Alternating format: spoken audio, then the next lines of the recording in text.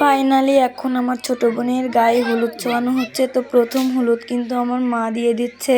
তো বুঝতেই তো পারছেন একটা কান্নাকাটির ব্যাপার স্যাপার থাকে, যেহেতু মা তার মেয়েকে বিদায় দিতে অনেক বেশি কষ্ট হচ্ছে, আর কোনেও এখানে অনেক বেশি কান্নাকাটি করছে। তো এরপরে হচ্ছে আমার মেয়ে তার আন্টিকে হলুদ ছুঁয়ে দিচ্ছিল।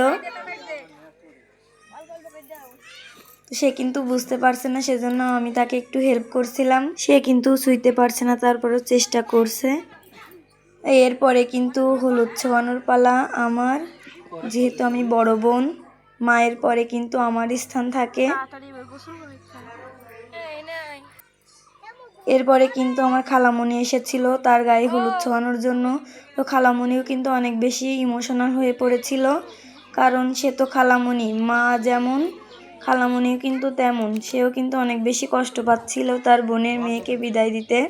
তো এরপরে কিন্তু আমার বোন চলে এসেছিল, আর একটা বোন।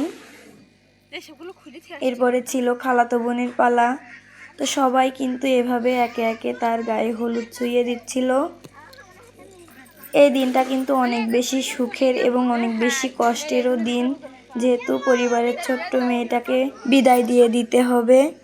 তো সবাই কিন্তু একে একে তার গায়ে হলুদ ছুঁয়ে দিচ্ছিল। অনেক বেশি ভালো লাগছিল কিন্তু হলুদ পরা মুখটা।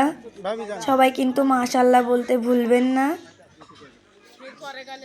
এরপরে কিন্তু এটা ছিল আমার একটা বড় ভাবি। সে কিন্তু অনেক বেশি ভালো। সে তার ননদিনীকে হলুদ ছুঁয়ে ফলমুখ করাচ্ছিল। আমাদের বাড়ির ছোট্ট রাজকন্যাটা আজ চলে যাবে পরের বাড়িতে। তো আমাদের কিন্তু অনেক বেশি কষ্ট হচ্ছে।